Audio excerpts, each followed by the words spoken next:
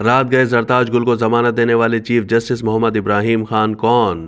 Peshawar high court کے chief justice محمد ابراہیم خان نے police کو زرتاج گل کی گرفتاری سے روکتے ہوئے راہداری ضمانت منظور کر لی۔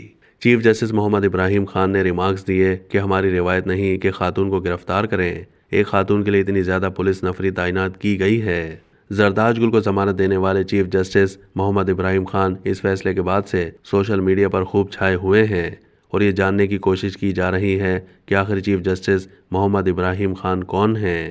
15 اپریل 1962 کو خیبر پختونخوا کے ضلع صوابی میں پیدا ہونے والے چیف جسٹس محمد ابراہیم خان نے ابتدائی تعلیم آبائی علاقے سے حاصل کی اور میٹرک کے لیے کیڈٹ کالج کوہاٹ میں داخلہ لیا۔ انٹر کے بعد خیبر لاء کالج پشاور میں داخلہ اور قانون کی ڈگری مکمل کی۔ ابراہیم خان خیبر لاء کالج کے گولڈ میڈلسٹ ہیں۔ قانون کی ڈگری مکمل کرنے کے بعد انہوں نے وکالت شروع کی تھی اور 8 سال تک پشاور ہائی کورٹ اور ماتحت عدالتوں میں وکالت کرتے رہے۔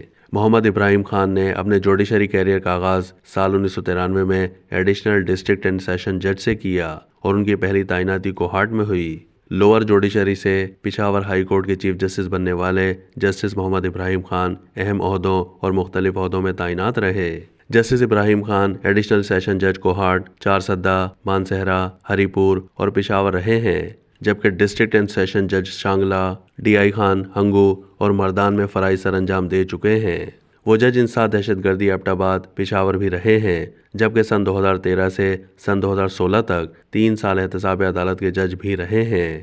محمد ابراہیم خان نے 11 اگست 2016 کو پشاور ہائی کورٹ کے ایڈیشنل جج کا حلف اٹھایا اور تقریباً 2 سال تک ایڈیشنل جج کی حیثیت سے خدمات سر انجام دیتے رہے، جبکہ سن 2018 کو وہ پشاور ہائی کورٹ کے مستقل جج بن گئے۔